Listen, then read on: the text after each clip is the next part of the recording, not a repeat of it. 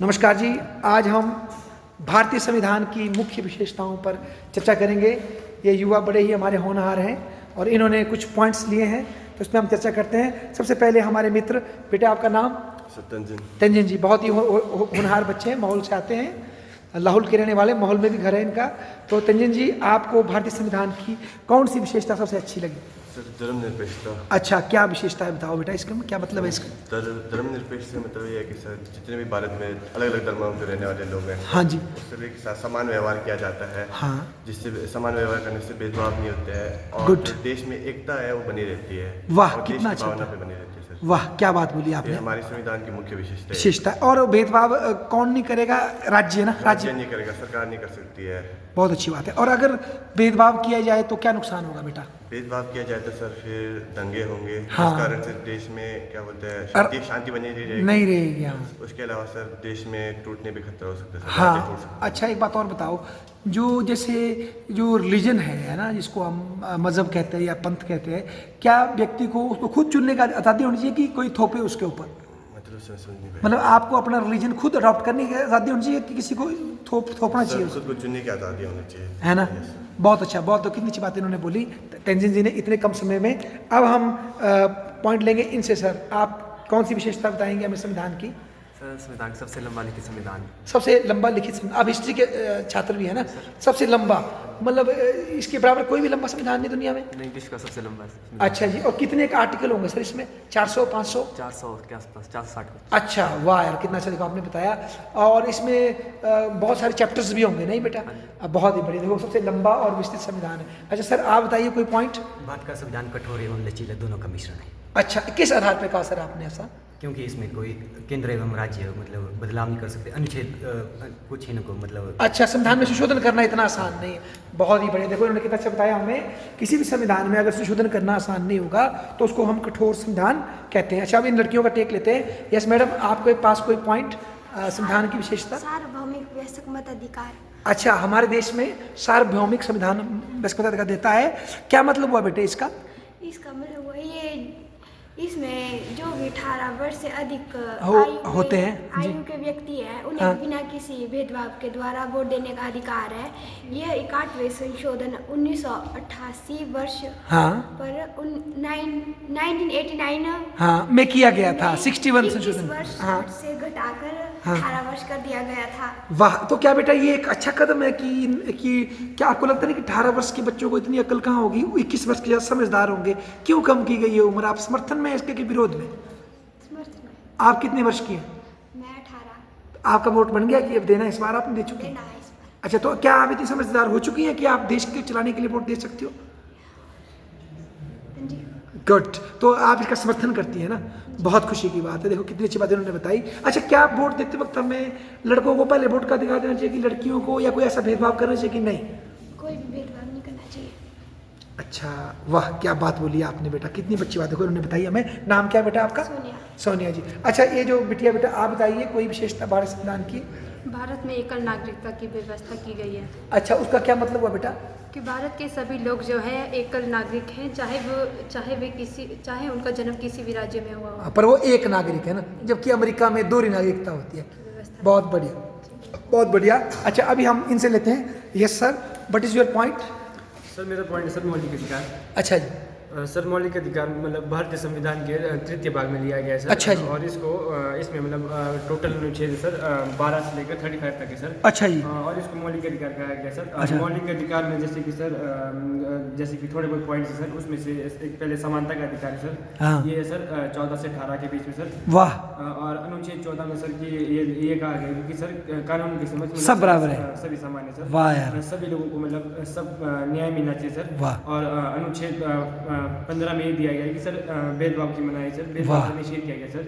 और सभी व्यक्तियों को, किसी भी व्यक्ति पर धर्म, जाति, लिंग के आधार पर भेदभाव नहीं किया जाएगा। वाह बेटे वाह। और अनुच्छेद 16 में सर सरकारी नौकरी पर सभी को मौके दिए जाएंगे। वाह, कितनी अच्छी बात। एक वो दिया है सर कि उनके सबसे पहले उनके पास उनकी वो होनी चाहिए सर, उनके पास उनका वो होना चाहिए सर, जैसे कि पढ़ाई की योग्यता। योग्यता होनी चाहिए। अच्छा, और जो थोड़े पिछड़े हैं उनके लिए रिजर्वेशन और दूसरी फैसिलिटी भी है ना? बहुत अच्छी। सरकार ने रिजर्वेशन भी दी है सर, जो जनजाति या हाँ। उसे है सर। और अनुच्छेद मतलब 7 में सर अस्पृश्यता का उल्लंघन है सर। कि ये क्या अस्पृश्यता का क्या मतलब हुआ? सर उसमें ये इसका मतलब ये है सर कि किसी भी मतलब रूप से मतलब अस्पृश्यता को लाना मतलब कानून की समस्या को कोई भी इसको लाता है तो सर इसके लिए कानून उसको उचित दंड भी दे सकता है सर। अच्छा, आपका सबसे फेवरेट मौलिक अधिकार कौन सा है बेटा आपके अनुसार? मेरे सर हाँ सर मेरे हिसाब से सर अनुच्छेद 19 है सर। 19? अच्छा, उसमें क्या है बेटा? ये बहुत सर कुछ। उसमें मतलब टोटल 6 प्रकार के दिए सर उसमें। अच्छा। ये सर और सबसे पहले मतलब भाषण देने की ठीक है। अभिव्यक्ति होनी चाहिए सर और सबको समान होनी चाहिए सर और शांतिपूर्वक ढंग से अपनी बात रखने की वो होनी चाहिए सर और अच्छा। संघ और संगठन बनाने की आज़ादी भी दी गई है बहुत सर अच्छी मौलिक बात। अधिकार में। हाँ। और भारत में सर व्यवसाय व्यापार वगैरह हम कहीं भी लगा कोई भी सकते हैं बिजनेस सर, कर और- सकते हैं। हाँ जी सर। और हम भारत में कहीं भी घूम सकते हैं, इस पे हमारे को पूरी आज़ादी दी गई है और हम कहीं भी अपना घर बना सकते हैं सर। अच्छा, आपका फेवरेट है ये, क्यों? कोई रीजन देंगे आप क्यों फेवरेट है ये? सर क्योंकि इसमें लोगों को सर अपने बारे में और जानने को मिलेगा सर और इससे लोगों को मतलब अपने बारे में और लोग अपने बारे में और नए पॉइंट्स रख पाएंगे सर। वाह, आपका नाम क्या है सर? सर मेरा नाम हिमांशु है सर। हिमांशु, बहुत अच्छी बात बोली। देखो आपने, अगर आपको बोलने की आज़ादी नहीं होगी तो आप बाकी अधिकार भी आपके छीन सकते हैं ना। बहुत अच्छी बात है। अच्छा, अब हमारे बीच में 2 युवा और हैं। यस सर, आपका क्या पॉइंट है? सर मेरा पॉइंट है भारत द्वारा अपनाएगी संसदीय शासन। अच्छा, ये क्या होता है? सर जब 1950 तक हमारा कॉन्स्टिट्यूशन तैयार हो रहा था, 1948 में जब ये बनना शुरू हुआ तो उस समय जो हमारे विद्वान थे जो संविधान को बना रहे थे उन्होंने इंग्लैंड की शासन प्रणाली को काफ़ी करीब से देखा था। अच्छा। जो कि संसदीय थी। उन्होंने वहाँ से ये पाया कि भारत जैसे बड़े देश के लिए भी संसदीय शासन प्रणाली ही सर्वोत्तम रहेगी, वाह ताकि बेटे। वो सबका इसमें भागीदारी सुनिश्चित की जा सके। क्योंकि राष्ट्रपति जिसमें प्रमुख होता है उस शासन प्रणाली में शायद सबकी भागीदारी सुनिश्चित करना उतना आसान नहीं उतना होता। आसान ना हो पाता। अच्छा, तो आप मतलब बताते हैं कि जो प्राइम मिनिस्टर सिस्टम जो हमने लिया है, मंत्रिमंडल प्रणाली, ये हम संसदीय प्रणाली की विशेषता के बारे में आपने बताया। बहुत बहुत धन्यवाद बेटे। अच्छा बेटा, आपका कौन सा पॉइंट है? राज्य के नीति निर्देशक सिद्धांत। अच्छा, ये क्या चीज़ है बेटा? सर ये संविधान द्वारा राज्य को दिए गए नियम है अच्छा जी, जिनको कानून बनाते वक्त वो जिनको कानून बनाते हुए उनके साथ चलते हैं। अच्छा। और ये 36 से 50 के बीच में। अच्छा। 36 में राज्य की परिभाषा और उसके अर्थ के बारे में बताया गया है। Good। और 37 में नीति निर्देशक सिद्धांत उस राज्य अच्छा। के। और 48 में राज्यों की कृषि संबंधी कार्य अच्छा। बताए गए हैं। और आर्टिकल 48A में वन्य जीवन संरक्षण के बारे में बात बताया की गया गई। है। अच्छा बेटा, अगर आपसे मैं ब्रीफ में पूछूं, क्या आज के दौर में राज्य जब कानून बनाता है तो लोगों को ये इस तरह के जो सिद्धांत हैं इनको फॉलो कर रहा है स्टेट या नहीं? क्या लगता है आपकी दृष्टि में, कर रहा है फॉलो? आजकल गरीब लोगों के लिए काम हो रहा है या नहीं हो रहा? What do you feel? आपको क्या लगता है? नहीं सर, आजकल अच्छा। सरकार इन नियमों का पालन नहीं कर पा रही है। अच्छा, नहीं कोई कर एक कारण देंगे आप? कोई एक कारण इसलिए सर क्योंकि इन पर कोई कठोर वो नहीं है कि आप इन नियमों को फॉलो करो ही करो। आप कोर्ट नहीं आ सकते? न्यायालय के पास अच्छा, नहीं जा सकते। नहीं जा सकते। अच्छा, इसलिए वो इसको राज्य की इच्छा पर निर्भर करता है उसमें लागू करने की नहीं करने का। वाह यार, क्या बात बोली। अच्छा, अब लास्ट में हमारे बीच में एक और व्यक्ति है, थोड़ा सी वो नर्वस लग रही है पर हम लगता है वो कर सकती हैं। यस मैडम, बोलिए आपका क्या पॉइंट है? सर लिखित संविधान। अरे लिखित संविधान, मैं तो संज्ञात्मक बोलेंगे आप। चलो लिखित ही बोलो, शाबाश। भारत एक लिखित संविधानों में मतलब भारत एक लिखित संविधान है या भारत का लिखित संविधान है? सर भारत का जो संविधान है ना वो हाँ। विश्व में लिखित संविधानों में सबसे लंबा है। बहुत अच्छा, हाँ जी। और इसमें 395 अनुच्छेद है। अच्छा जी। 22 भागों में बांटा गया है और 8 अनुसूचियाँ हैं और सर लिखित संविधान सबसे लंबा संविधान। वाह, कितना अच्छा आपने बोला। देखो जी दोस्तों, आपने भारत के संविधान के बारे में इतने महत्वपूर्ण पॉइंट बताए और इतने कम समय में, इससे दिखता है कि आप सब में मतलब एक कुछ जानने की इच्छा है, कुछ पढ़ने की इच्छा है। अच्छा, अब मैं एक आपसे एक वैल्यू बेस्ड क्वेश्चन लूँगा। आप कितने सेटिस्फाई हैं? नाम क्या आपका सर? समीर। हाँ जी, समीर। हाँ जोर से बोलो। समीर है ना? समीर, आपको क्या लगता है कि जो हमारे संविधान में बड़ी बड़ी बातें हुई है, हम भारत के लोग, भारत को एक जो भी है, क्या लगता है कितने % हम उसको देने में कामयाब हुए या अभी कामयाब नहीं है? आप क्या मानते हैं मिस्टर समीर? कुछ चीज़ें ऐसी जिसमें कामयाब है, अभी कुछ चीज़ें जैसे जिसमें कामयाब है तो एक दो चीज़ बताओ बेटा। Very good. जैसे कुछ भी, जैसे आपने बोला ना, कोई स्टेटमेंट दी तो कोई तर्क तो होगा इसके पीछे। कोई एक ही उदाहरण दे दो, हम ज़्यादा नहीं मांगेंगे।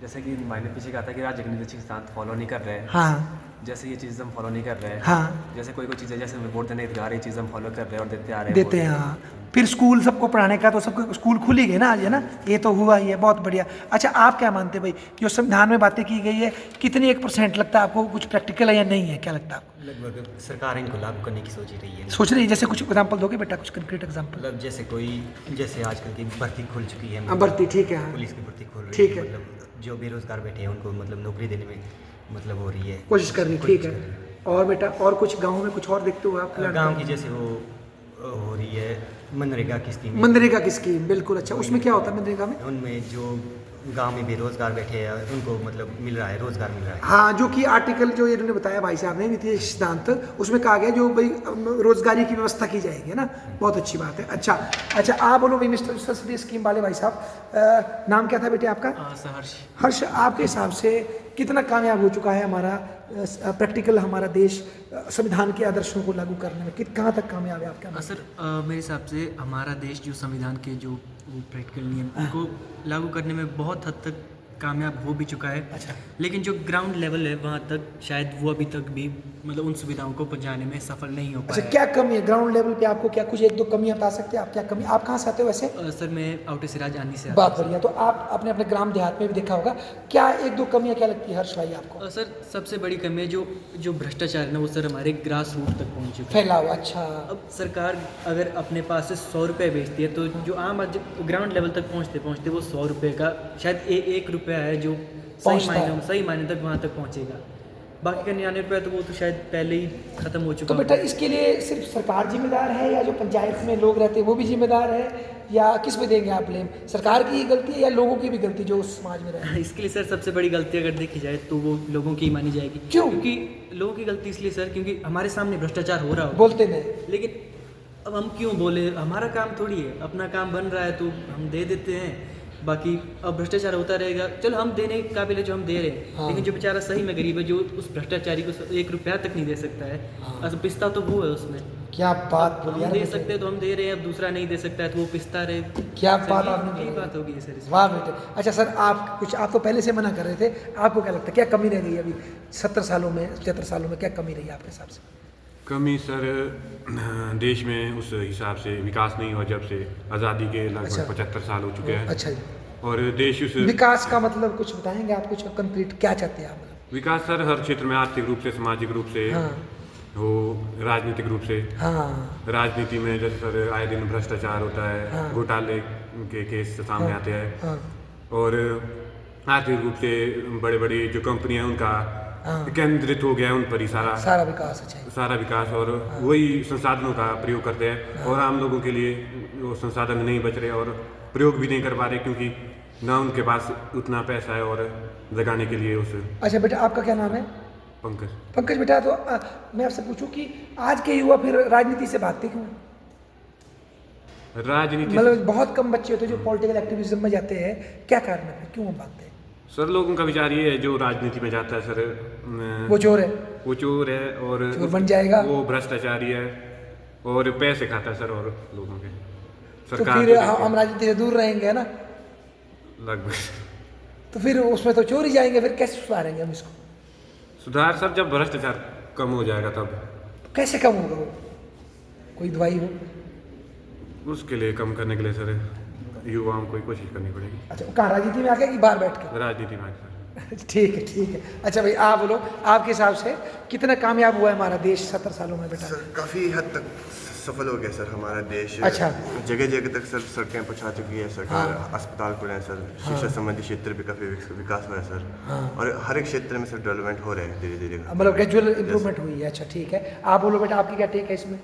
सर जैसे कि जो सर इसमें शिक्षा का मतलब मेन इम्पोर्टेंट है सर। अगर जैसे कि जो मतलब अशिक्षित नहीं है सर, उनको मौलिक अधिकार के बारे में सर पता भी नहीं होगा सर, और उनके जो मौलिक अधिकार है सर उन पे वो मतलब मतलब वो करते रहेंगे सर, मतलब कब्जा दबाव करते रहेंगे सर। अच्छा। और वो लोग शिक्षा से फर्क पड़ता है जी मतलब? सर, मतलब शिक्षा आज के समय में बहुत ही इंपॉर्टेंट है सर। सबको शिक्षा लेनी चाहिए सर, और जैसे कि मौलिक अधिकार में भी कहा है सर, और 21वें में भी जोड़ा है कि शिक्षा का जो 6 से लेकर 14 वर्ष के बच्चों के बच्चे लिए हैं सर, चाहे उनके पेरेंट्स हो चाहे ना हो, उनके जो गार्डियंस हैं उनको भी शिक्षा देनी चाहिए सर। अच्छा हिमांशु, मेरा प्रश्न फिर आपसे सीधा है अब।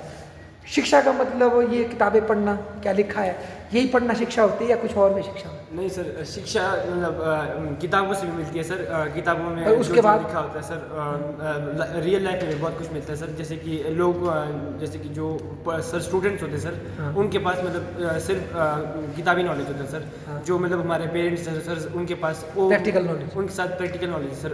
उनके पास मतलब हमसे ज़्यादा एक्सपीरियंस है सर, और एक्सपीरियंस से बहुत कुछ होता है सर। क्या शिक्षा का मतलब प्रश्न उठाना भी तो है ना, कि चुप रहना है? सर प्रश्न तो उठाने पड़ेंगे ना, नहीं? जैसे पंचायत में जाते हैं तो प्रश्न तो उठाने पड़ेंगे, चाहे लोग नाराज भी हो जाए तो उठाने तो पड़ेंगे। नहीं, अगर प्रश्न नहीं उठाएंगे तो खत्म शिक्षा। अच्छा, लड़कियों से लेते हैं, देखते हैं लास्ट में। हाँ बिटिया, आप बोलो, आप कहाँ से आते हो? लगवाली। अच्छा, आप तीनों लगवेली से। आप कहाँ से आते हो? बहुत अच्छी बात है। अच्छा, अब आप दोनों बताओ, आपके हिसाब से जो आपके मम्मी के टाइम जो स्थिति थी, ये छोटे में जो स्थिति थी, उसकी तुलना में आज औरतों की स्थिति कैसी है? आप बताओ पहले गुड़िया। गांव में सुधरी है या बिगड़ी है? काफ़ी हद तक सही है। कैसे, मतलब कुछ एग्जांपल दे सकती है आप? हाँ, पहले हाँ बोलो बोलो पहले। औरतों को सिर्फ घर तक ही सीमित रखा गया था। हाँ। उनको पढ़ाई से नहीं भेजते थे। हाँ, उन सिर्फ घर के कामों में ही उनको बोला जाता था कि तुम सिर्फ घर का काम करो, तो पढ़ाई सिर्फ लड़के करेंगे, हाँ, शुरू लड़के करेंगे। करेंगे। ठीक है। तो अब सभी बिना किसी भेदभाव के सभी वो पढ़ने का मौका मिल रहा है। अच्छा, और पढ़ने से क्या हो जाएगा बेटा? तो एक तो भाई जॉब लग जाएगी लड़की, ठीक है, पर अगर जॉब नहीं भी लगे तो भी पढ़ना क्यों जरूरी है बताओ? जॉब तो सबको मिलती नहीं है, तो पढ़ना क्यों जरूरी लड़की के लिए बताओ? शाबाश आपके शब्दों में है कुछ आप बोल सकती हो? जैसे आप पढ़ने आए हो कुल्लू में, हिस्ट्री में एमए कर रहे हो, बीए कर रहे हो, कल एमए भी करें भगवान की दया से, पर अगर नौकरी नहीं भी लगती तो क्या पढ़ना जरूरी है, छोड़ दें पढ़ाई करना? ज़रूरी है। क्यों बेटा? मान लो अगर आपके साथ कोई शोषण हो रहा है तो हम उसके खिलाफ जो है विरोध भी कर सकते हैं। बिल्कुल, है ना। और सरकारी न सही तो प्राइवेट नौकरी कर सकते हैं, है ना जी। और अपने आने वाले पीढ़ी को भी हम क्या कर सकते हैं? पढ़ा लिखा अवेयर कर सकते हैं ना। बहुत बढ़िया। अच्छा बेटे, आप बताओ, आप देखो इतने दूर से आए हैं ना, या क्वार्टर की घर है आपका? हॉस्टल में रहते हैं, देखो ना पुष्पा जी, पुष्पा नाम है